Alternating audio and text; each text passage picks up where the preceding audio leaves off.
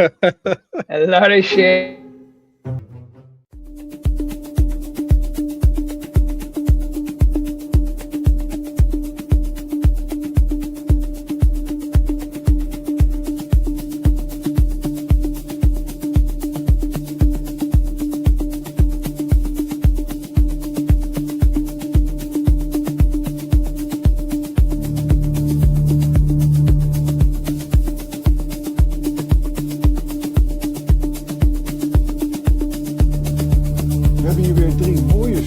Drooggerijpt vlees en we gaan samen even kijken hoe het ervoor staat.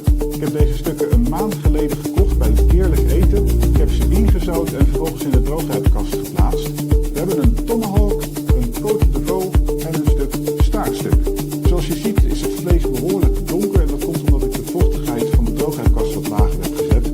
Wil je het vlees nou gaan bakken, dan is het verstandig om een iets hogere vochtigheid te gebruiken. Dit vlees is feitelijk als vleeswaren. Je kan het gewoon al zo opeten, eventjes aansnijden. En dat gaan we nu ook even doen om het vlees beter te beoordelen. Het ziet er prachtig uit, een mooie rode kleur van binnen. Eigenlijk alle drie de stukken. En de marmering komt ook mooi tot zijn recht. Het verzenden wat ik ook... What if discipline isn't the problem? It never was. What if it's the explanation that's been keeping you stuck? Most people assume that if the results aren't happening, it must be a discipline issue. Not consistent enough, not strict enough, not committed enough, keto harder, fast longer. In this video, I want to challenge that assumption because what looks like a discipline problem is often something much deeper. Did you know your body knows exactly what to do when you give it real food?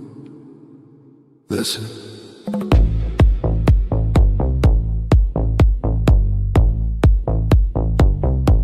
Listen.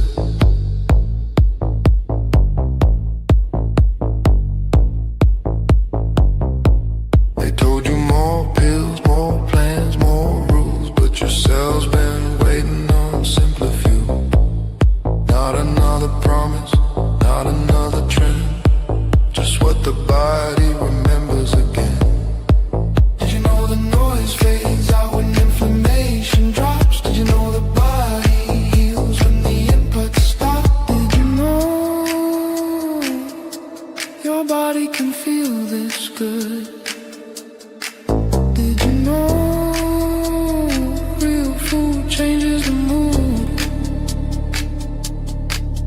No crash, no fog, no fight to get through. Did you know your body remembers you?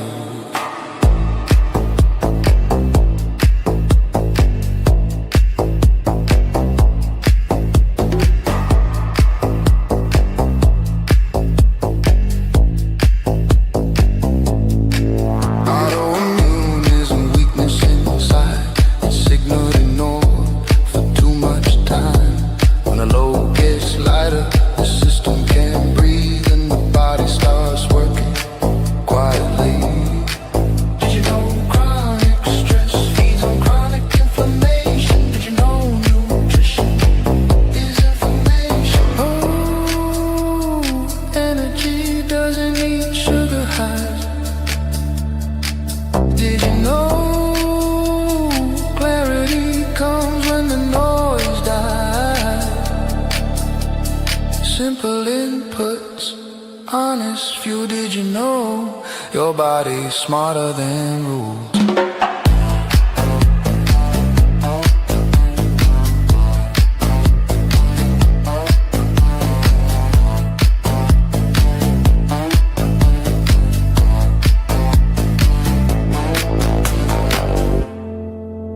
Less ingredients, more awareness,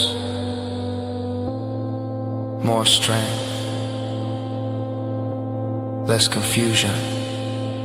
Did you know healing doesn't have to hurt? Did you know you can rebuild from the root? No magic fix, just truth that grew. Did you know your body's been waiting for you? This isn't a vice. It's an invitation. See for yourself.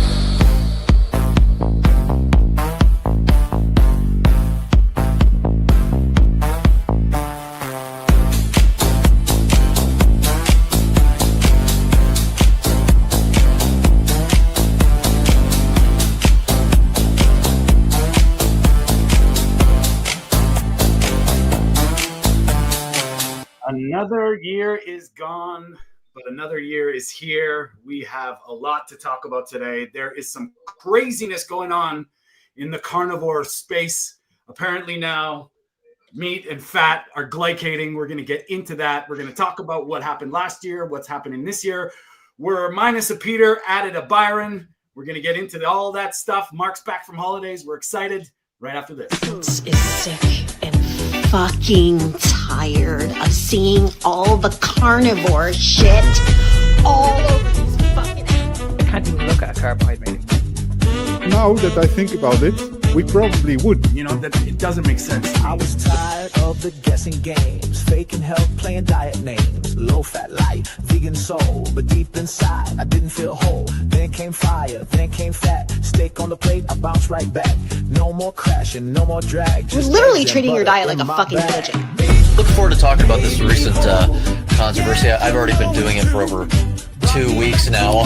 Your fiber intake is fucking zero. There is a constant in the calculation. It is the most toxic fucking diet I have ever seen. Ever.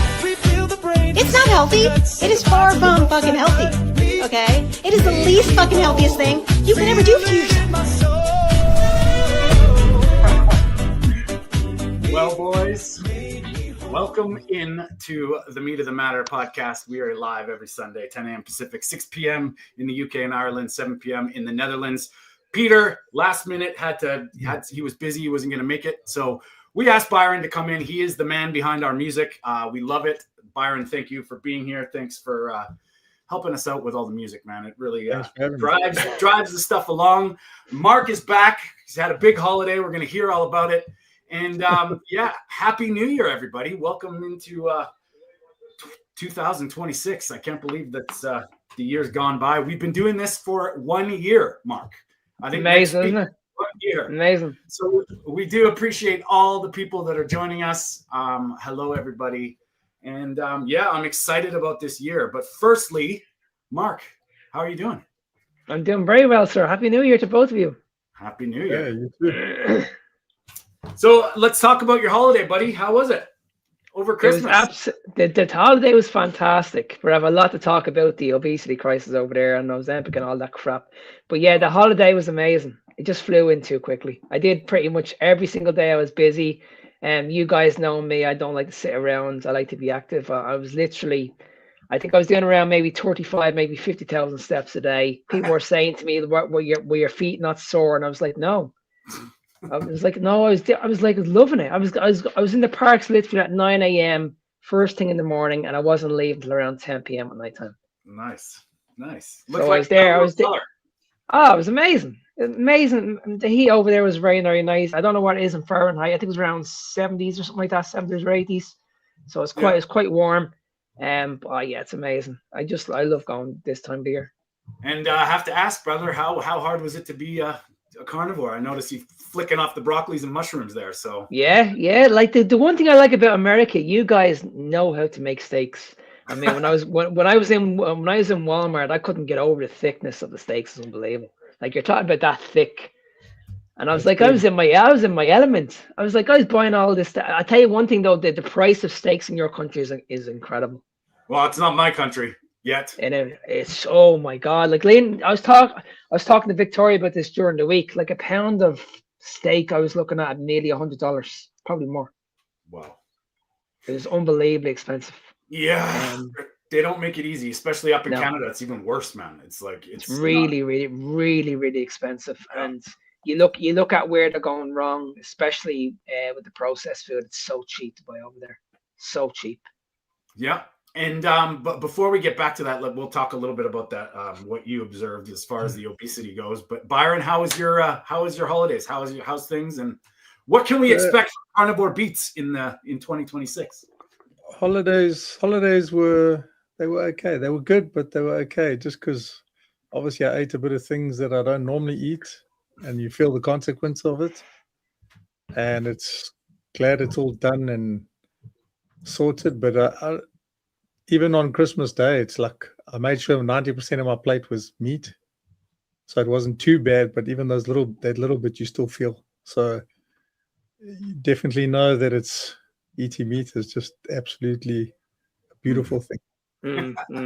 What about yourself, Tony? Did you have a good holiday? I did, man. I did. Fleur and I had a nice quiet time. We made a giant tenderloin, wrapped it in bacon weave for our Christmas dinner. That was pretty good. I did a couple things that I probably shouldn't have done, but you know what? It's that time. But I mean, not really any big things. But it's easy to eat meat. People give that excuse. What do I eat at Christmas dinner? Look at the size of your fucking turkey, man. Eat it. So we did not have turkey, but we had a beautiful tenderloin. I don't really I don't usually eat those because they're so lean. They're not a lot of fat, but the bacon weave really helped it. So we've had some hollandaise, and I'm handing in my carnivore card for the meal. We actually had some asparagus for my friend who joined us for dinner. So we had to give him a little bit of greenery, but it was good. It was delicious, and we enjoyed our time. And yeah, other than that, it was just trying to get focused and back. Like I sort of took a time out. I think we all kind of did, of social media, trying to stay sort of on it anyway. And, kind of did trying to do a bit of a rebrand with my business and trying to stay, trying to help as many people as I can this year to, come to this side of things on their own, as opposed to forcing carnivore down people's necks. I think it's time that we specifically in the carnivore community, we all know, and we're here. We'll get into that as well, because I want to touch on that, because it seems to be, this is World Carnivore Month, and there's a lot of people that are sort of against it now. They're like absolutely jump ship. And we're gonna show a video, Mark, that you sent me.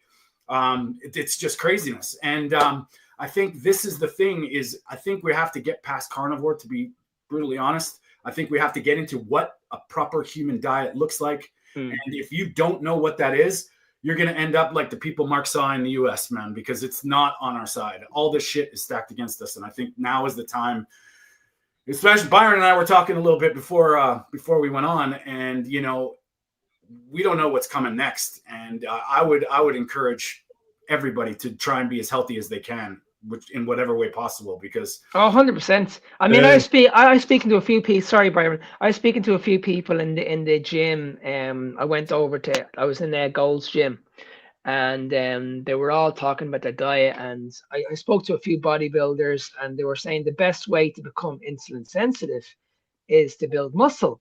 And I was like, yeah, that works. That's what everybody knows. But surely you have to get the diet right. And they were like, okay, well, my diet is right. And I'm like, oh well. And I was looking at them. I mean, this guy was drinking like a dextrose drink during his workout. And I was like, listen, like, you have no idea what this shit is. You've no idea what you're doing to your body. Like, you've been brainwashed into thinking that you become insulin sensitive by just lifting weights and you add more muscle. But you can become insulin sensitive by just removing the carbohydrates in the first place. And he was like, what do you mean? What do you mean? We need carbohydrates to replenish glycogen and all this rubbish. And I was like, no, your body can do this through gluconeogenesis. Like, have you never heard of this word? You never heard of it. Yeah. You never heard of gluconeogenesis. And I was like, listen, I'm literally 20 minutes into my workout here. I don't have time to just have this conversation. But it's amazing how so many people in the world are not aware of this. Yeah. They're absolutely convinced that carbohydrates is the go-to.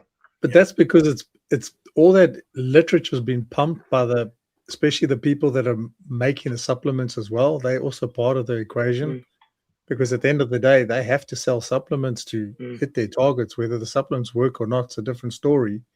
And how many times with the laboratory issues that have happened with supplements over the years, and even people who take protein shakes, if you're not getting your kidneys and blood tests done every few months, you unfortunately could be in a place where you could be having to be hospitalized, because you know what? I met a bodybuilder who almost died and still went back into bodybuilding afterwards, but obviously changed his ways and became close friends with other doctors. And he suffered with kidney issues and all that because of the stuff that was in the protein shakes that don't get found all the time from the laboratories. And the guys throw them back.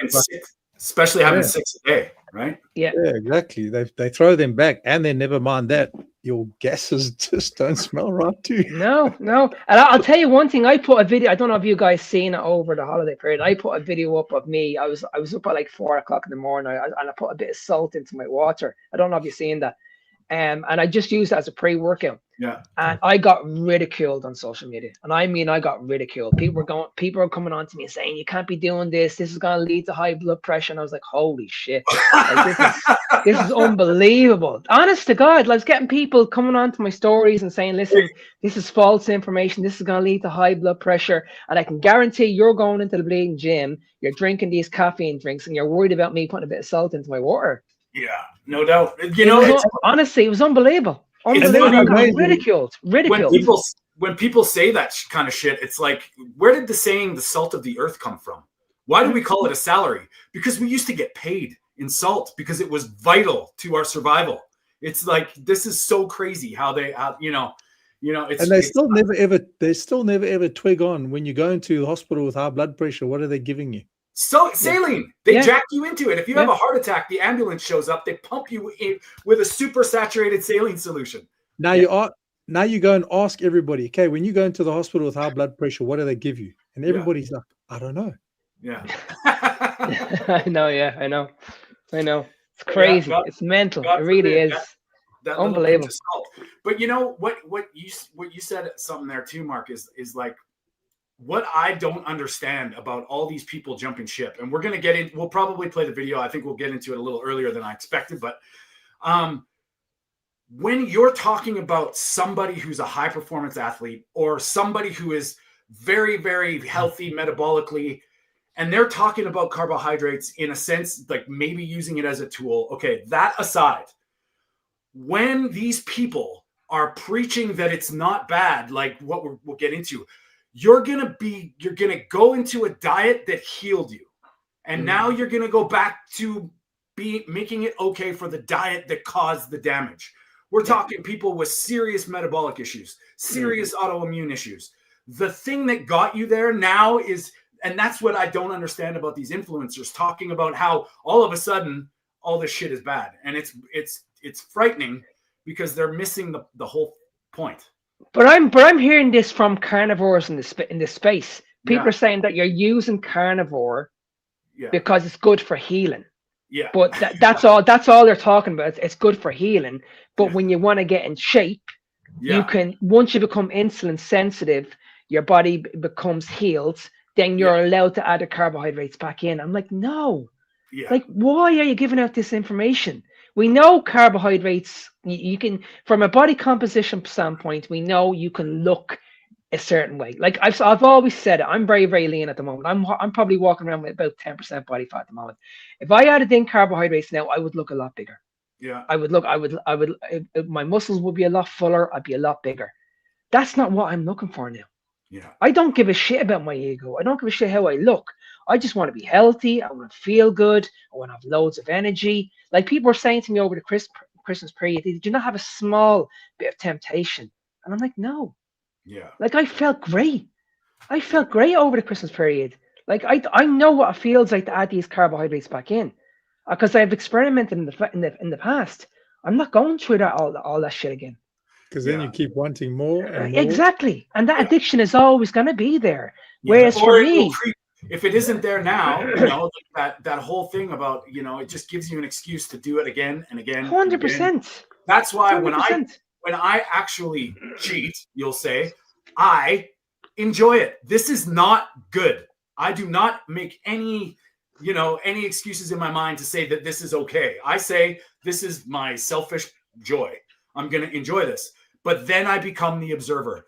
If I start getting hungry, and it happens like I have some ice cream from time to time. I eat ice cream. The next day, something is different always. And if I'm not on the sort of like, holy shit, and I'm kind of in tune to my body, this would lead somebody who doesn't know this right down that road. And it's pretty clear, and that's what, when I'm teaching and coaching people as well, is you need to figure out your body, because everybody's a little different, but it's not essential. These are not required. And I don't know about you, Mark, but I'm back in the gym now because of you and Lisa inspired me. So I've been getting back into the gym. I don't even notice. My energy is great. My energy is, if anything, my energy is better than my physical levels. It's unreal how I don't need carbohydrates. I don't need sugar, and it's not even a question for me. I'm not at the level where I would even have to play around with it, because I just feel good. 100%. Yeah. For me is like, people always say to me, like, what are you going to change this year? I'm not going to change anything. I'm just going to keep doing the same thing that's helping me over the years. I'm just going to get better every year. Yeah. Every year I'm just going to get better. I know I'm getting better. I'm getting stronger in the gym. I'm getting bigger. I can do all of this in the absence of carbohydrates. I don't need any carbohydrates in order for me to grow muscle. Like, if I'm at a stage in my life now where I'm the same as you, Tony, I'm in my 50s. If I'm only gaining around 2 or 3 pounds of muscle a year, I don't care. I'm happy with that. Yeah. I'm happy. As we get older, like, you gotta weigh out. Like, I firm believing we should be moving fast and lifting heavy once in a while. That's great at minimum. But I'm more concerned about how I feel and my mobility, and I don't give a shit about well, I obviously care about how I look because it reflects how I feel, but it's not about vanity. It's more about functionality in my life. I want to be able to move. I want to be 100%. And Linda will tell you this, my partner. Literally, when I was up every morning. Like, my circadian rhythm is dialed in no matter what country I'm in. I was waking up by like 3:30. I was ready to go. But the minute Linda woke up, I was like, listen, just have a shower, get your runners on, let's just get out. I was like, we're on holidays here, let's just get out. I didn't want to be in the room. I didn't want to be in the hotel. I just wanted to get out. I wanted to see the parts of the country. I wanted to go to the parks. And I'm talking about the whole day. Yeah. I honestly, guys, I had so much energy. It was unbelievable. So much energy. And I said this to people, I was eating around 4 or 5 pounds of meat a day. Probably more because of the activity. I was using up so much energy. I was moving a lot. So again, I was about 50,000 steps a day. No word of a lie. Yeah. I was moving a lot. So my expenditure was very, very high. So I had to eat a lot of food. And believe me, I was eating a lot of food. Yeah, no doubt. Yeah, and that's just proof there. I don't know what some of these guys do. Like, even Paul Saladino was strict carnivore, arguably, for a year. I don't think that's enough time, especially in like, now that I'm going on to 6 years eating this way, and I have no, like, if I have some kind of feel like imbalance or something's going on in my body, I look at my minerals instantly. Like, that's the first thing I look at is I look at my electrolytes. I look at the trace minerals that could be possibly. And that's the one thing I think in this, like, a perfect carnivore diet in a perfect human environment, we have to take in consideration that they're messing with us and our environment and our chemicals and stuff could be depleting you of certain things that you may have to figure out. But that does not mean go back to the food that is not for humans. And we'll probably do a video at some point this year because I'm digging into the history of wheat, how it got here. Holy shit. It's pretty creepy. And I don't think it was a good thing ever. I think also in terms of the food as well, we also got to pay attention that the US and Canada's food compared to Europe as well is slightly different. It's still, obviously, Europe has got its own food issues. But when you look at like recipes or ingredients, it is definitely a lot more lean way for what they've been doing over there compared to Europe. And the food ingredients are sometimes twice the length. Yeah. In different countries, there's obviously different agendas and different issues in terms of food and what they can do and can't do. So that's why you'll see some people will say they'll have bread in Europe and they feel good. Then they'll go have bread in the US and they feel absolutely shit. Yeah. So I see it up close and personal. Byron, because I was in the shops. I couldn't believe the amount of ingredients and even the color of the orange, like Fanta. Like in Fanta in this country, Byron, you'll know it's quite light, but when you go to America, it's really dark orange. Like you can clearly see there's a shitload of ingredients in this drink. You can see it. It's just really, really dark orange, and it's horrendous, absolutely horrendous. And I couldn't get over it. I was honestly, I was in Walmart and I was spending more time just looking at the ingredients. I couldn't get over it. Well, I just honestly, I was walking around the shops and I just had to look at each ingredient and each one. I was like, holy shit. And you know, there was a couple of things in our pre-show there that kind of brought that kind of stuff to my attention. Like, you mean to tell me you're going to manufacture something and tell me that it's better than an egg? You're trying to make an egg and you're trying to tell me that it's better with manufactured chemicals to get the right texture, the right smell, the right taste, the right shelf life. Like, sorry, man. Like, but I was been told the protein bar is just as good as eating an egg. That's what I was told off a fitness professional this week. Jesus. A protein bar that's is just as good as eating an egg. It's unbelievable. This is coming from a fitness professional. When you got fitness professionals telling you crap like that, and they hitting the stuff back and they're telling clients to do that and whatever, you really got to like think, okay, well, what have they learned? What do they actually understand or know in terms of the stuff you're putting into your body and how your body's absorbing it? Like, or where did they get where did they read this information or get to know it from in the first place? Like, that's the problem is, you know, when, and this goes into, like, I'm going to put my tinfoil hat on here. When they decided to give us more information about energy, calories, and ingredient lists and nutrition facts, it was to trick the fact that we all assume it's the same. That protein in that granola bar is the same as that protein in the steak, is the same as the protein in the egg, which it is not. And that's where I think they bombard us with this bullshit. And you know, I learned this in nutrition school, man, where it was completely hypocritical. They would say that you need 9 essential amino acids. Okay. But then they would tell you the complete protein that comes with them all, you should moderate it and you should eat more of the non-essential stuff with the incomplete protein and combine it for a bet. How is that better? Like, why don't you, or they say fish is better than red meat. And I did a little thought experiment this holidays. I'm like, okay, so if you live by the ocean and you eat a lot of fish because it's what Earth is providing you, the nutrients in the fish are going to be very similar to the nutrients in beef. Maybe a couple of the essentials a little higher, a little lower. But why is red meat going to cause cancer? What's in there? Oh no, it's how you cook it. Oh no, it's what happened. That doesn't make sense at all. It falls flat on its face. You know what I mean?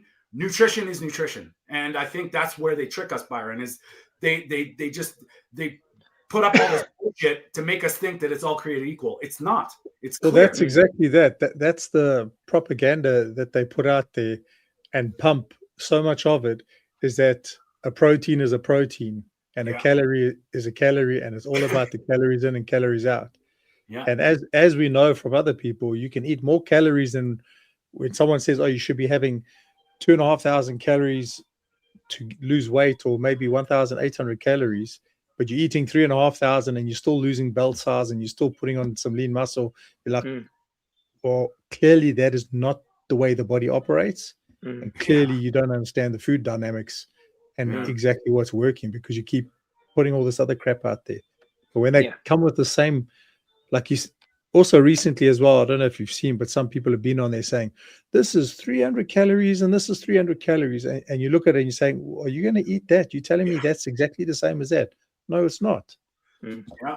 And even nutrient density, right? Like when someone's eating nutrients, what are you eating it with? And what is your body doing to use those nutrients? If you are taxing your nervous system and super stressed out, your requirements for nutrients are going to be different. They're going to be either more, or you need more bioavailable nutrients. So all this bullshit, and then you can just, it sort of traces back to wheat. Look at what they're spraying artificial B vitamins, niacin and riboflavin, and folic acid is a big one, and they're telling you enriching the flour with this shit, telling you that this is what you need. How is that better than the real thing? How is that better than a steak? Bullshit. And just going back to the calorie model, what you were saying about Byron, how come so many people can go on a carnivore diet and easily undereat? Easily, they can easily eat, say, a half a pound of meat every single day, and they'll be full. They don't need to eat any more. But if you ask the average person to do that on the average diet, they would starve. I'm starving. Yeah. They would starve very, very quickly.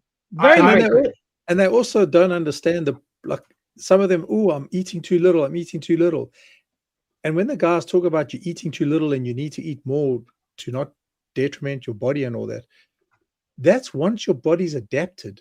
You start to I know also in the beginning it was like you're eating and you're not eating that much because you feel full. And it's like, okay, there's no need to eat it more. But once your body's adapted and it's been like that for a long time, you start to realize, okay, I need to eat more now. My body's 100%. It's gone through the stage, and now it knows what's the correct fuel, and it needs to use more in order for its daily expenditure. And you start to eat more. And now all of a sudden, where eating one steak used to be satisfying, now you're like, okay, I can eat 3 steaks and I'm satisfied. It's funny. That. Fleur was away on a women's retreat this weekend, and I was kind of like, my first meal, I was all discombobulated because usually I make or we cook for 2 of us. And I was like, I'll just eat this much. And then I was like sitting there, it was 11 o'clock at night. I'm ready to go to bed. I'm like, I want a steak. I want a steak right now. I'm like, let's go. And it was so funny because like, I'm just like, just a little bit off kilter. But I don't ever worry about that because I have friends and the words that come out of their mouth usually are, oh my God, I'm so hungry. Oh my God, I don't know if I can do another thing until I eat. We need to eat right now. I don't think those words have come out of my mouth in 4+ years, ever. No matter what I'm doing during the day, oh my God, I got to eat right now, does not compute with me. It's like, we're good. We'll fast. Also, it's wild. And also, I know, if I sit and I say, okay, I'm feeling a bit hungry or I want something, I know I haven't had enough fat. Yes. And then I'll just go, because we got a glass jar or big box in the fridge, and we cut up blocks of butter and we just put them in there like small pieces. They look like cheese, cuts of blocks of cheese. Yeah. And then if you're feeling a bit hungry or anything like that, or feeling a bit peckish, I know, okay, I haven't had enough fat, then I'll just go grab 1 or 2 blocks out of there, eat it. Yeah. It's like, okay, there, now I'm satisfied. Well, I'll give you a story. We went to a restaurant. I can't remember what the name it was, but on the menu, I had 12-ounce steak. Now, I don't know what a 12-ounce steak looks like, but in my head, I was thinking, that's going to be way too small. So I asked him, I asked your man, I said, listen, just bring me out 3 steaks. He said, do you want anything else? And I said, no, I don't want anything else. Just bring me out 3 steaks. I'm not even joking. The steaks are about that size, and I must have finished it in 20 minutes. The whole thing. Yeah. And honest to God, no word of a lie, she'll tell you, I was still hungry after. And this was after 3 big, this was ribeye steaks with a lot of fat on it. And this was after like 20,000 steps that I'd done in the park. I was like, listen, just bring me out 3 steaks. And no word of a lie, I had to order another one. Yeah. I was still hungry. And when I went back to the room, I had a lot, because I bought a lot of sardines while I was in Walmart. And I was eating them like nonstop. I was eating 1 or 2 tins of these a day.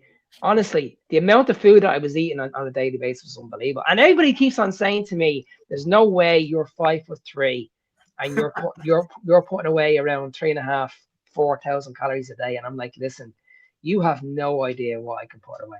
I can easily put away this food very, very easy. And like what Byron says, when your body adapts and you put on more and you put on muscle mass and you get stronger over time, and you do it the right way, you do like a reverse diet, you can easily put away this food easily. Because if you had spoke to me 5 years ago, I would have struggled to eat, say, a 12-ounce ribeye. I can put away 3 of them now. You know what? Well, I used to work at the Keg. It's a steakhouse. It's like an original OG steakhouse in North America. Okay, so I used to look at a 12-ounce New York, we'll say, or a 12-ounce prime rib and be like, that's huge. Like a special occasion, muscle through it, maybe eat half the baked potato. And then they had this thing. It was called the Kega Mega Prime Rib. It was 24 ounces. I probably could eat 3 of them now. Like, Yeah. It's not even, it's unbelievable. And I mean, even Fleur's noticed me. She's like, "You're cutting our steaks a lot bigger these days." And I'm like, I don't know. Yeah. It's better than cutting 2. So I just cook it. And we eat pretty rare, pretty, close to raw. So it just, it makes sense. But it's funny how that happens, because I used to look at these giant pieces of meat being like, oh, I'm so excited to try and eat it. Now I'm like you, Mark, man, bring it. I mean, I haven't been to an all-you-can-eat meat buffet probably since I've been carnivore. But I don't know, it's kind of funny. When I do this, I would have been there all the time. But now, like, with our economy, it's kind of probably isn't cost effective for all these things. And isn't it amazing when you put away that amount of food? You're fine. Within a half an hour, you're ready to go again. Yeah. There's no crashes. There's no energy crashes. Like, I was ready to go. I was ready to get up. Man. No, you just get up and you're ready to go, and you're ready to move around again, and you just feel great. And the next day you feel even better. You've got this new lease of energy, and you're ready to smash it in the gym. You're just literally ready to go.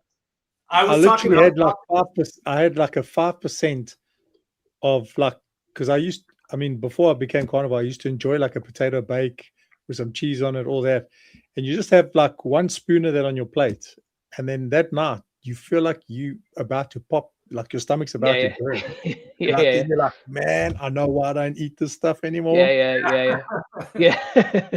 Well, I was with a couple friends, and I was having my steak, and they're like, "How the hell can you still move after that?" And I'm like, "I can move right now." They're like, "Bullshit." I go, "I'll do 50 push-ups right now." Halfway through, like a 30-ounce of New York, and I get down. They're like, "What the hell?" And then I get up and I just start eating again. I'm like, "Yeah. I couldn't even do 2. I'm like, yeah, but you can't even do 2. So it's like, it's unbelievable. But you see that, but that's the thing though. They don't realize as well is that the fullness that they're feeling is not a true fullness, because it's the whole reason why a little bit later they're so hungry and they can go smack it again. It's because they're not getting the right nutrient, but you're putting something that's basically fooling the body, as far as I'm concerned, to say, okay, you're full. But then why are you hungry a little bit later? Exactly. Besides everything else, because your body hasn't got what it really needs. It hasn't got the right nutrients in it. And then it's like, oh man, it's the same as like, I remember back in the early days of the fitness industry as well. It's like one way to fool the brain was to have a lot of lettuce. It was like, smash a lot of lettuce, so you're not getting much into your body at all, but you're kind of fooling the brain and the body that you fool. And it's all you've done is stuffed a bunch of hay down there, and it's like, okay, now the room's full, but is it really full? Eat a lot. That's a lot of lettuce, man. Like, you know, and that's there's a massive difference between being full and being satisfied. Totally. We've all been there. We've all eaten the plants. Yes, we were full, but we didn't feel good at all. And that's a good point, Mark, because you're usually, you're satiated before you're full eating this way. Like it's almost impossible to like, you know, once you get good, like when we talk about it, like we've all been doing this for quite a while. It's a little different than someone just starting out. But I mean, once you get to know yourself, this stuff just becomes like, you know, I'm never hungry and I'm never full. That's pretty much the way it works. You know, I never wake up unless I've had something bad, and that changes things. Like I start looking at things going, oh, I want that. That happens. But I mean, as far as my normal day to day, I wake up, I don't have to eat. I don't really, Fleur and I don't set a meal time. We just, you want to eat? Sure, let's eat. And it's either somewhere between 3 and 9 p.m. Like that's, you know, we don't have necessarily a meal time. It's just dictated to what we're doing. You know, sometimes she'll have a meal first, but. And then if you're not hungry, it's okay. Well, we don't make supper. Yeah, no doubt. Mm-hmm. Yeah, 100%. Well, boys, let's. Victoria went to the keg. That's awesome. They have a keg in Phoenix. Yeah, I think the quality's gone downhill. I mean, I don't know how they can. I can't even imagine going to a steakhouse now and spending $75, $80 for a piece of steak this big. Like, I mean, I can't do it. It would not feed me. You know, you speak about that, and that's exactly that, because we went out just before Christmas as well. Went to a restaurant, and I ordered a ribeye, and that was like their special. And it's when I buy the big meat at home, like a big sirloin piece, and I cut my own size steaks, I'm like looking at that, and it was like $60. Yeah, well, actually $60 for the whole meal later, and you're like, what? Yeah. And I'm buying a whole piece and I'm cutting 12 steaks for that price. Yes. Yeah. Right. Yeah. Yeah. And I don't care which side of the financial framework you're on, like that, those just don't make sense when you're dealing with, when you start eating for nutrition and satiety. That makes, I can't do it. I don't want to go to a steakhouse just for the hell of it. Like, nope, I'd rather. Hence why we only go eat out maybe once or twice a year. Yeah. And that's funny because I used to eat out every day, and people I eat, and that's something that maybe we should have a talk about, in a future podcast. But even though the beef prices are astronomically ridiculous, I still eat way for less money than all of my friends combined, because my meal is basically a combo at whatever fast food stupidity they're eating.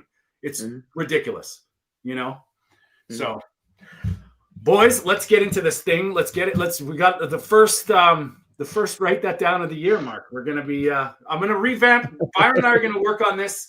I think my editing skills have gotten a little bit better since we started this, but let's get into it. These guys are getting richer while you're getting sicker. Write that down.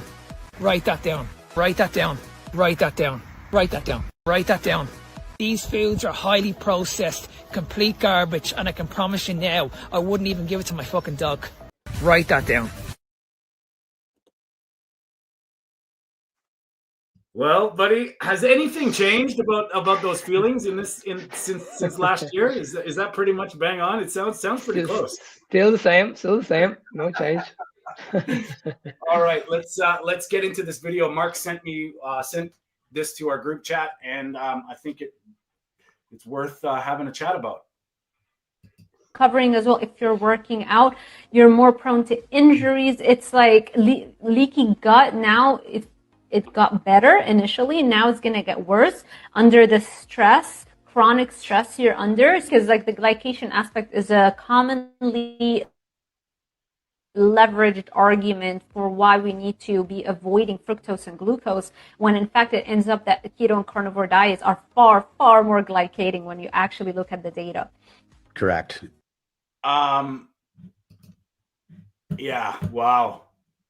I used to be a big, massive fan of hers. Huge. I really was. I'm very, very. I've actually had an interview with Dr. Zar. So I'm very, very disappointed about how this is all coming across, because I was hearing a lot about this last year. A lot of carnivores were coming into my DMs and telling me that we were never always strict animal eaters. We would have went days fasting. Some days we would have went days where we ate nothing but berries. And I get all that. I'm not going to argue any of that. The problem I have is very, very simple. The food back then was nowhere near the food that we're eating right now.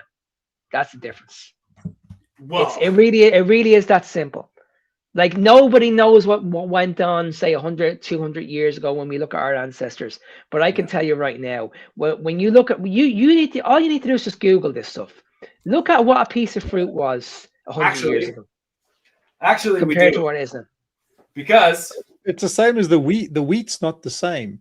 Yeah, most foods aren't the same. 1894. Yeah. This is 1894. The U.S. Department of Agriculture. The USDA, 1894. And you know what people were eating? 3,500 calories average, butter, eggs, meat. And they were obviously had some bread in there and stuff. Yeah. But that is the proof. There was no obesity then. No. I have a hard copy. There's so much choice in the world now.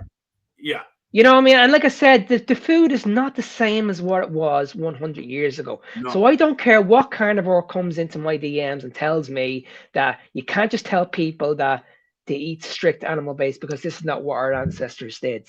They might have fasted, or they might have ate berries. Again, I'm not arguing that. I don't understand why everybody has to have this massive fight against each other.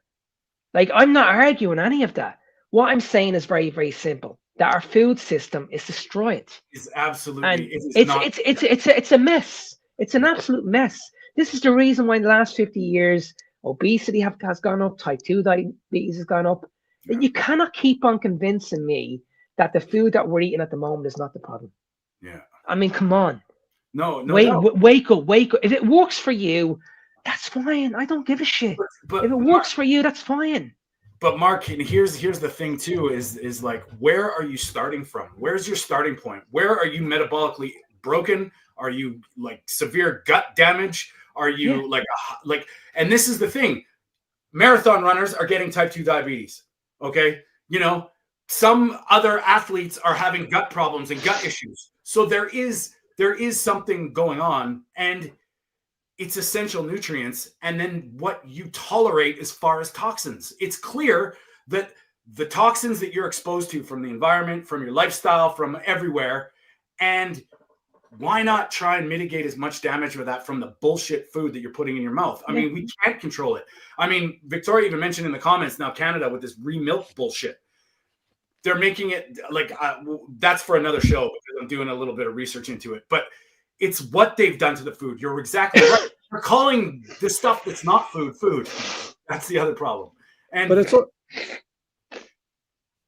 yeah. She talks it about clearly, and the problem as well with a lot of the people is that they go straight carnivore, and yes, some of them might feel a bit of symptoms, but that's because your body's getting rid of too much toxins at that time.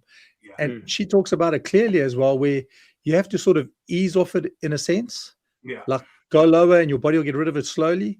But to say that eating these things are good for you, I don't understand it. But also at the same time, we know social media, if that's trending now, well, then everybody wants to go onto the trend because they're doing it for the trend and not for the actual truth. No doubt. And that's the one thing we got to worry, like, you know, it's by the click there. And I mean, I understand, you know, people got to do their thing.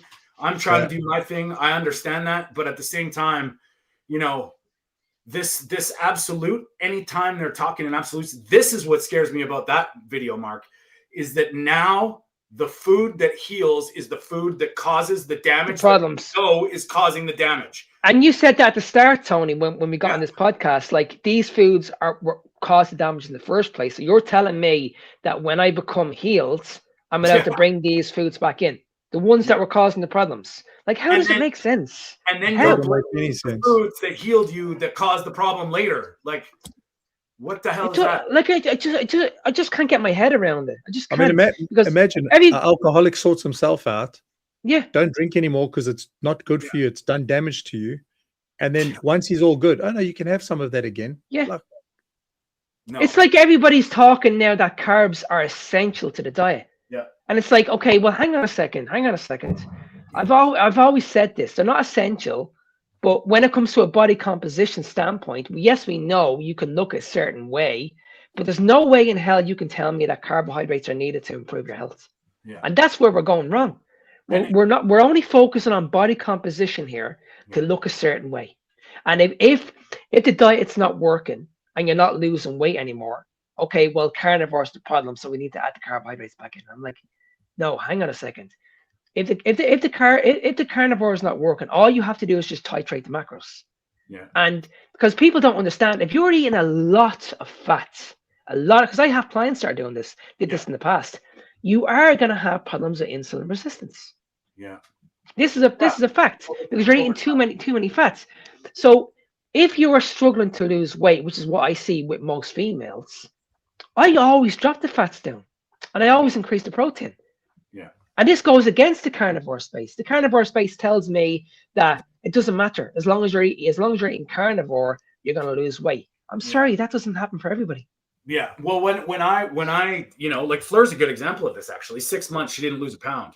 But we're trying to heal. She's the endometriosis side of things. It's different. So we generalize fat as metabolism, but we need the fat soluble vitamins and the hormones. So if you're cutting fat in order to, and it's the same thing we talk about all the time, Mark, just for weight loss, and you're sacrificing your neurotransmitters, your hormones, and your balance, you got to figure that out first. That has to heal.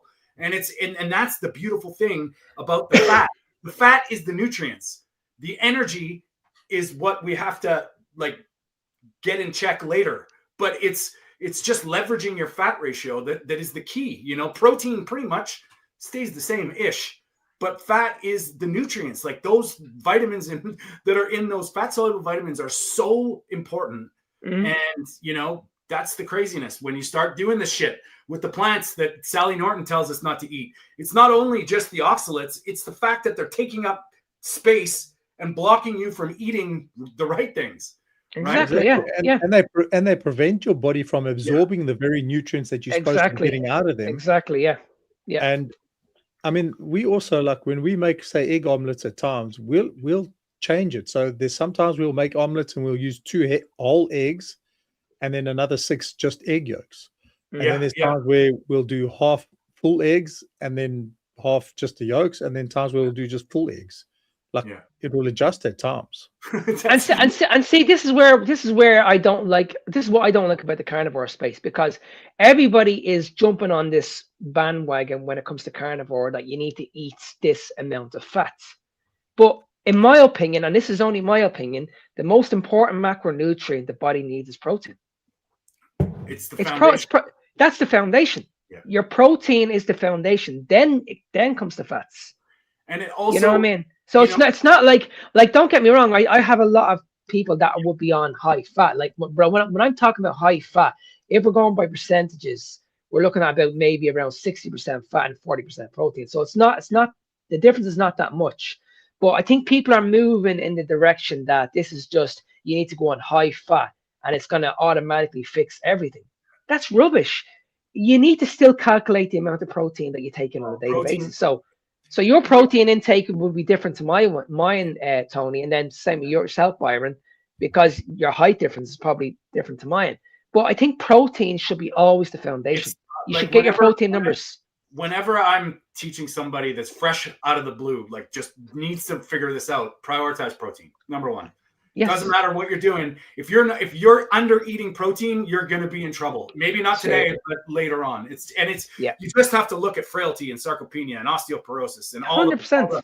All the people in the hospitals and the assisted. Like we had Hal Crowner, which we're going to put on, talking about how he's turning like assisted living elderly people's health around, getting them out of wheelchairs, reversing diabetes, and he focuses on protein. Like that is, they have to eat protein. Mm-hmm. And also, Tony, the other thing is people mustn't forget, and I think this is the problem with social media, is that there's one video comes out about something, and then everybody jumps on that social media trend situation. They take it out of perspective. And the issue is they don't realize that everybody's in a different space, and they in their videos as well, they don't put a thing out there saying, guys, you need to still look at where you at and make sure that you're doing what your body's telling you. Don't always, we might be taking in a bit of fruit now, but that's because whatever, where we at in our journey. But if you still haven't healed, it's different. Keep the fruit out. Keep staying on track until you are healed. Yeah. And those are the type of messages I think that's got to get out. And at the same time, as we know, the big guys behind the scenes that are pushing all these different agendas, in social media, they'll bring out these things, or unless people are paid by somebody or they're getting sponsored by somebody, whatever the case is, they bring out all these different things to have everybody argue against each other, and they take their eyes off the focus of what's going on. And at the end of the day, it's about people's health. That's what I'm saying. Well said, Byron. Everybody's in a different position. Yeah. I'm not going to say, like in the beginning when I first I had a look and I understood, okay, well, that's what they're telling everybody to do when you first start carnivore, and for your first 6 months and for a year, you understand your body can take anything from 3 months to 2 years to heal, or even 3 years to heal, depending on what it is. And that's what people need to realize. But they're looking at things and it's like a drive-through. Oh, I want that overnight. Oh, it hasn't worked in a week. I'm getting off it. And then someone says, oh, yeah, that's not good. Yeah. People have got to stop this quick fix crap. And this is the reason why carnivore is getting a bad name at the moment, because everybody's getting confused now. But everybody have a look at the people that have been carnivore for over 10 years, for over 15 years, for like almost 20 years, and some that have been over 20 years of carnivore. And have they changed? No. Yes, maybe once in a blue moon, they might have a little bit of this and that, which they say. But in general, their lifestyle is carnivore 90 to 99% of the time. And have they changed? No. Have they done anything different? No.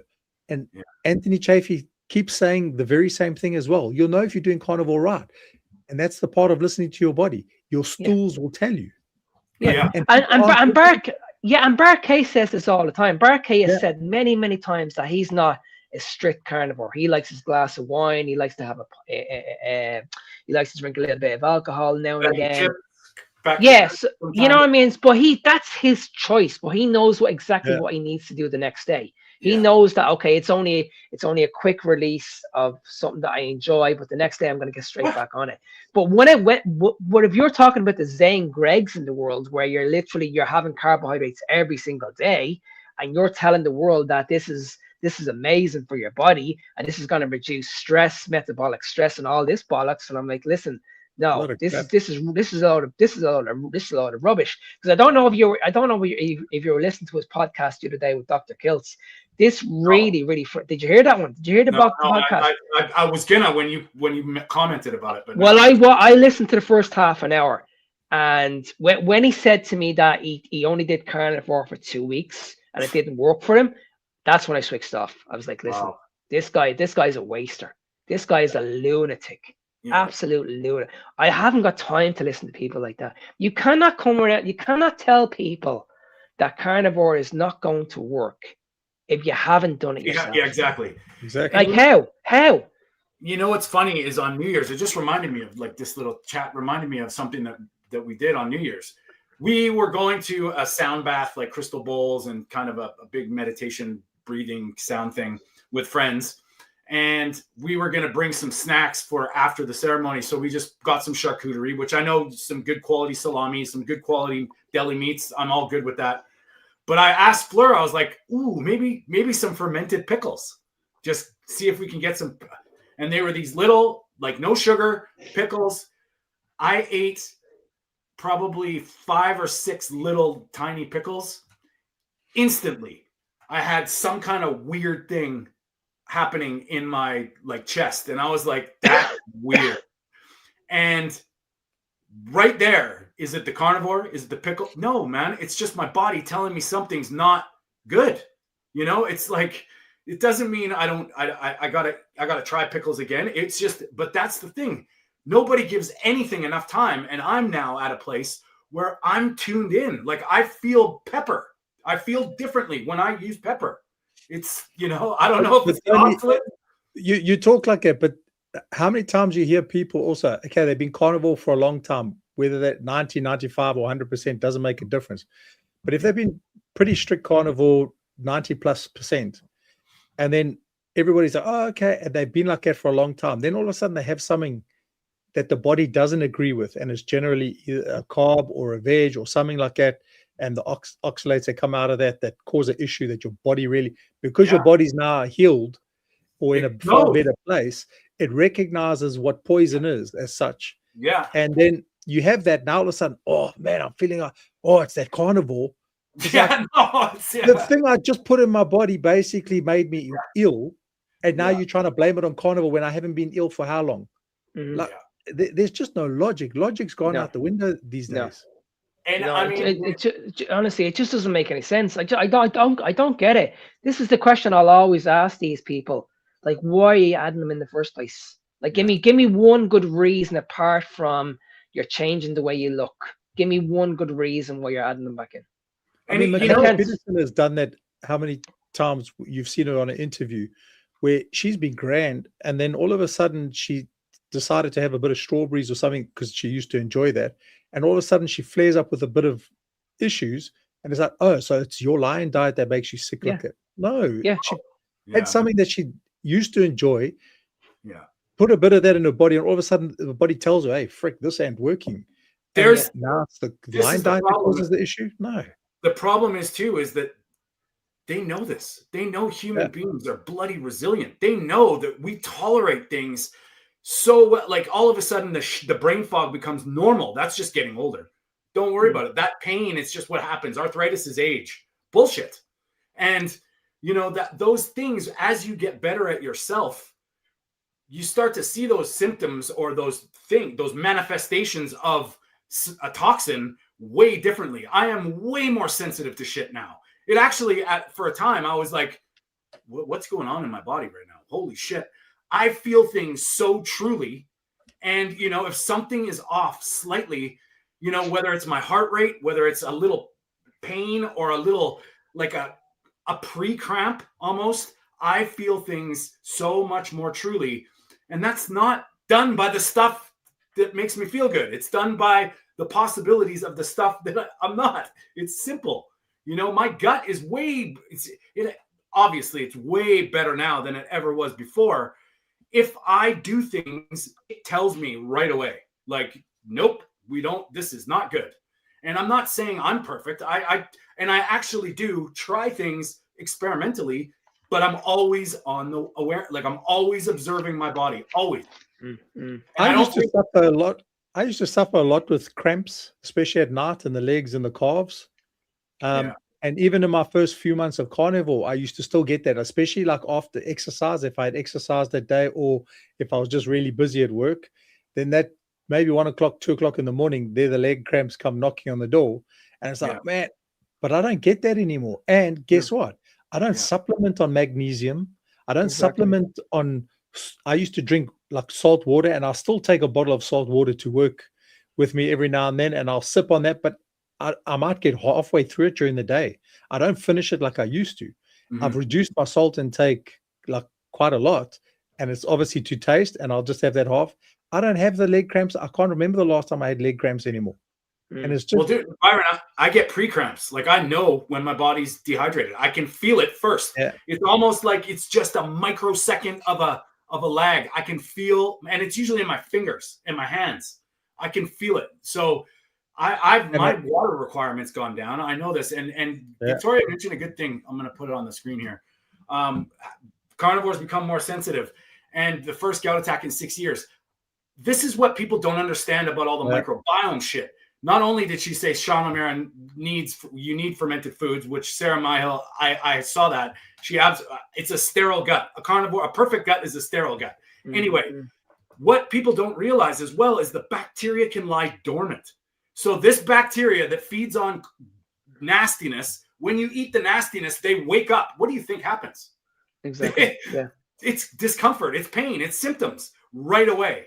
And I think that's where, you know, like the reason why our guts are so good is because the bacteria work in harmony, and it's all like that can be like I don't want to go too far down it, but I'm telling you, I used to drink the same thing. I used to drink like 4 or 5 liters of water a day when I was a trainer. And it's like, even after, okay, I need to drink, because there was a calculation that you were taught according to exercise and this and that, and you use this, and that's how much water you should more or less be drinking.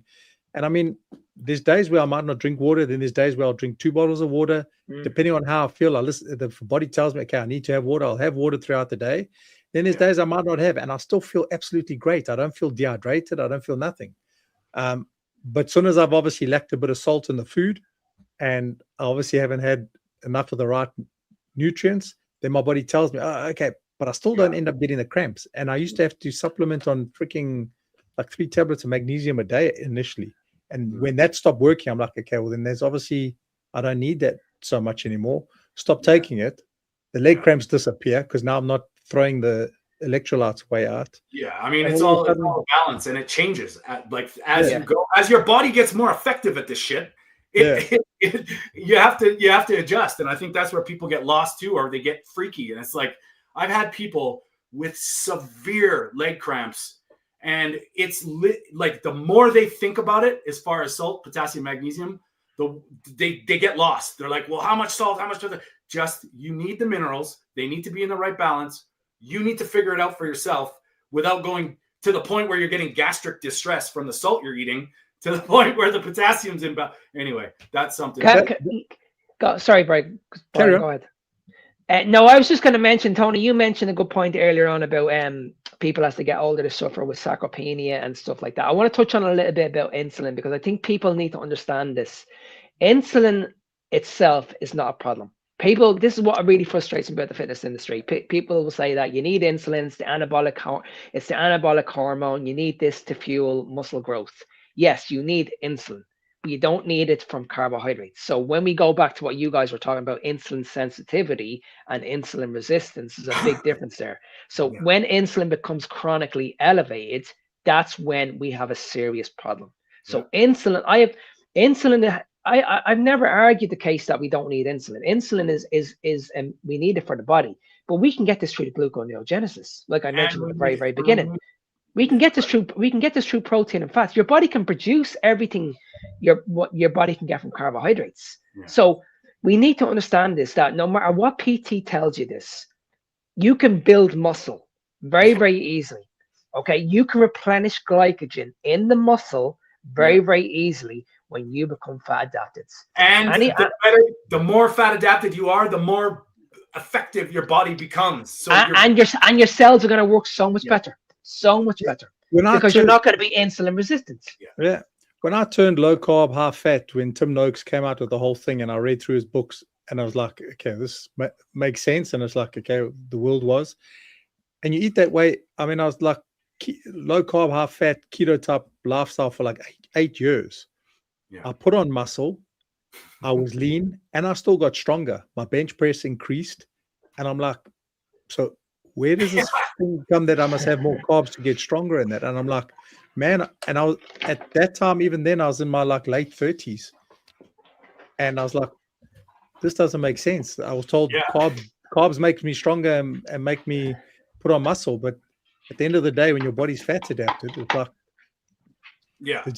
it's then you start to question what's been told to you and what you've learned.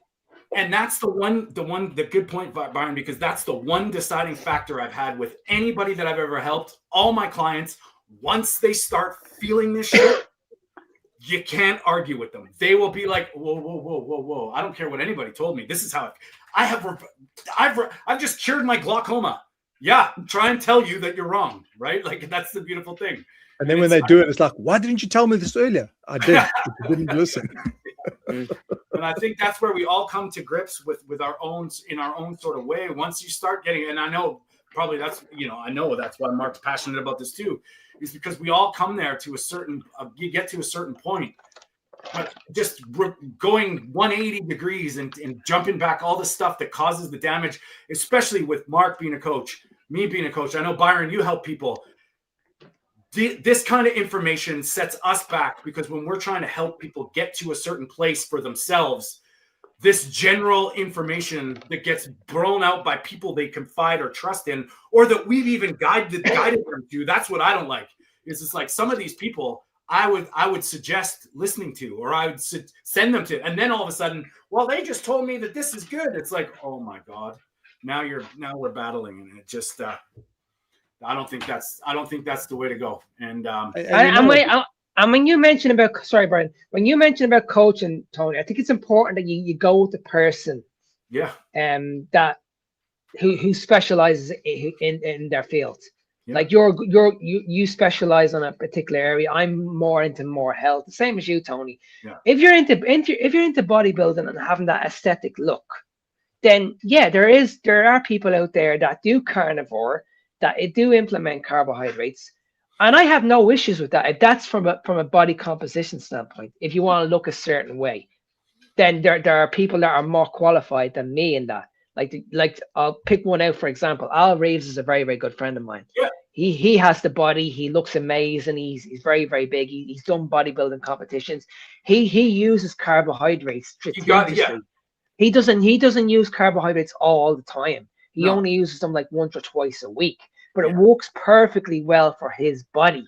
But he's always said, and he's been working on it for 11 years. He's been tweaking, So it works perfectly for his body, and he looks amazing. Yeah. He knows that, and the carbohydrates that he eats, I think he's mentioned a few times, it's rice. Yeah. So that's the carbohydrate that he eats. So there's no fructose in rice. Yeah. You know what I mean? So he's getting a good source there. He's calculated and he's specific about himself. And he even says it. Like, I mean, if anybody wants to know about that, we did an interview with him. It's on our channel. He was saying that, like, everybody's different. So when I'm teaching people this, it's about getting them to a certain point to figure it out for themselves, what works best for them. Exactly. This is what I do. Some people will work for, but and that's what I think we get lost in this stuff is. And I've actually been going up about this pretty hard on my channel lately, is like, people don't take into consideration where you're starting from, what's going on when you're starting. So someone coming in straight off the street that's damaged, broken, depressed is going to be different than someone who's been low carb for a few years and wants to do it. It's always subject, and it's very, very nuanced to the person. And I agree with you, Mark. Find a person that can help, that you resonate with, that you know. And I mean, I've been leaning towards helping ladies in their 60s. It's just it seems to be that when they're ready to actually get into their health, it's not just a diet plan, and they've tried everything. They've done all these diets, and you know, a lot of them have just been, you know, they've been spinning wheels for 20 years. And then when I explain to them that you don't have to age disgracefully, and all of a sudden it's, you know, it's beautiful when people start figuring it out for themselves. And when you target the audience that you specialize in, it's very, very easy to coach. Yeah. You know what I mean? It really is, because I specialize in mental health. I specialize in women's health, but I know this area better than anybody in the world. I just firmly believe that I know this area really, really well, because I've worked with a lot of women, so I know what I'm doing. Now, if I had changed all that and went into bodybuilding, I'd have to learn over time, but I wouldn't know it as better as like I mentioned about Al. Like, Al would know a lot more than this than I would. So if anybody came to me and said, listen, I want to be a bodybuilder, I'm like, okay, I know what I'm talking about, but this guy is going to be a better fit for you. This guy is actually going to get you to the next level. But that's the thing. If you want to become a bodybuilder and you want to do something, look, we even know the other keto coach as well. He was a bodybuilder and freaking did well just living keto. Rob Sykes. Robert Sykes. Yeah. And look, there's different guys that work well with those type of things. And at the end of the day, people have got to remember performance athletes and their diet and what they need in terms of nutrition is not the same as someone that's not doing performance. A normal everyday person is not going to be the same as a bodybuilder, or the same as a sprinting or a swimmer or a rugby player that needs to consume like 10,000 calories as opposed to a normal everyday person that only needs to consume maybe 2,500-3,000 calories a day. There's like a big difference. And when people look at performance people and say, oh, okay, that's what I've got to do. Well, are you performance? No. Well, then turn that off straight away and focus on something else. Good point. Yeah. I used to have an issue when trainers would give somebody a bodybuilding program or going to the gym, and I'm like, the person's a middle age, and what did they ask you? They obviously just want to get a bit stronger and they want to have a better quality of life, and that. Do they need bodybuilding? No, they're not a bodybuilder. They're not you've got to. There's certain exercises obviously that are all right, but in terms of them having a better quality of life, I mean, you just go look up a thing called functional patterns. Yeah, absolutely. That guy also stirred up a lot of rubbish in the industry as well, because at the end of the day, bodies were being healed and sorted out by training the body for what it needs and what it requires. 100%. And I think it's important as well that as you get older, your training has to adapt. For sure. And Mark, hold that point right there, because I think next week we were planning on doing a little January training sort of podcast, but like this nonsense came up with so we kind of got railroaded. But now Peter's back. Byron, if you want to come back next week and hang out too, that'd be awesome. But Peter's back. Let's talk about, because his training's different than your training. And, you know, I think that's a really good point about, and you know, your experience in this about, you know, how people, you know, they're all going to go to the gym now, like as of Monday, probably the busiest day of the year at the gym tomorrow. And then by March, they'll be all asking you for help.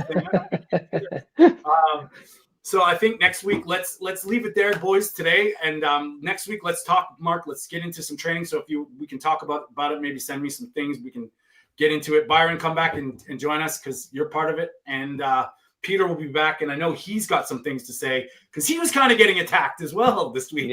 Yeah. You know, nobody attacks Peter. Not on our watch. You know? So anyway, boys, it's been a pleasure. Byron, where can people find you? And any last words, my friend? Yeah, well, I'm on TikTok still. Carnival Beats, and YouTube Carnival Beats YT, and obviously now recently have launched on Spotify, Apple Music, and YouTube Music, and all the other platforms in the background. So every week there'll be new songs releasing on there. And that's it. And then the final words is just, 2026. There's a lot of other elements that are fighting against our health, not just nutrition.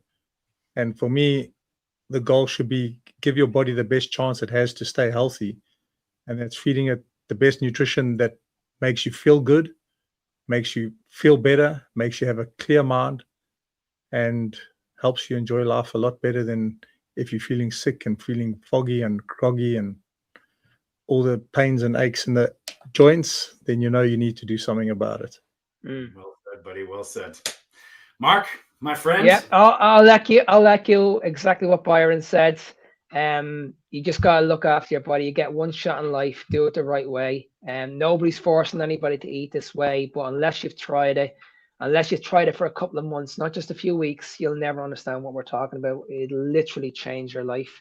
And it should never be about looking a certain way. You will look incredible eventually, but you should take your health seriously first. Because that's where everybody's struggling at the moment. Everybody's getting in shape, but they're still struggling with their mental health. They're still struggling with their health. And they're absolutely convinced that they just need to go to the gym, burn themselves out, be on a shitty diet, and their health is going to improve. No, we need to get away from that. We need to get back to nature. We need to get back to reality. We need to start looking at food and say, right, food is not for entertainment. Not anymore. It's just to fuel your body. That's it. Simple as that. And let's just see what happens. And you'll be amazed what can happen in 3 months. Nice. Amazed. So 100%. Yeah, just go back to the stand, go back to the way we should be eating. I'm not saying that you should eliminate absolutely everything. I wouldn't recommend that to anybody. I would say do it in phases. Remove the processed food, then maybe remove the carbohydrates. Then if you're still having gut issues, autoimmune issues, remove the fiber, remove the plants, and let's just see what happens. Yeah. At the end of the day, you are your own experiment. Don't let anybody else tell you differently. Yeah. You are your experiment. Forget about the studies. Yeah. You are the study. Yeah, exactly. And I've won. Well said. Where do people find you, Mark? You can find me on Fitness Beyond Time 01. I can tell you right now, the batteries are charged. You'll be seeing a lot more of me on social media. I'm ready to go again. If you guys want to reach out to me or send me an email, you can send me an email at nsmark93@gmail.com. And before I say my little final thoughts, I just want to mention Mark and Victoria's Carnivore Evolution. We're coming in hot this year, boys. We're going to do some things together. They're live on Spotify, Apple Podcasts, and of course on YouTube. So make sure you go over there and see their work that they do. They've been doing some good things, and I'm excited to have Victoria part of all this and be part of your guys' stuff. And I think that is important, especially now more than ever, supporting each other. Thanks to all the chats today. Thanks, guys, for showing up. We love you. We appreciate you. And also the carnivore community worldwide. I think it's time we bond together. And Mark and Byron, we talked about this before. Let's not be so argumentative. Let's just act like humans, love each other, eat the best you can, and do what you can to stay healthy in this world. Because as Byron said, I believe there's another side of me that has my tinfoil hat antenna going all the time, and I don't think they're on our side. I don't want to get too far into it, but now is the time to get as healthy as you can and understand that whatever comes down the pipe, you have the best chance to deal with, because your brain is working, your body is working. And that's what I do. If you want to help, reach out to me, go to TonyStewartCoaching.com. I do have a newsletter if anybody wants to sign up. I have a challenge starting January 15th because we're doing it again for after New Year's. You can go there, find me on my website. And we do this every Sunday. We are the Meat of the Matter podcast. Thanks for being here. Thank you guys for all chiming in. And Peter will be back next week. We're going to find out what that mother eats. And we'll do this all again next week, 10 a.m. Pacific, 6 p.m. in the UK and Ireland, 7 p.m. in Europe. And happy 2026, everybody. Stay healthy. Let's go. Thanks. See you soon. Bye-bye. Is sick and fucking tired of seeing all the carnivore shit all over these fucking apps.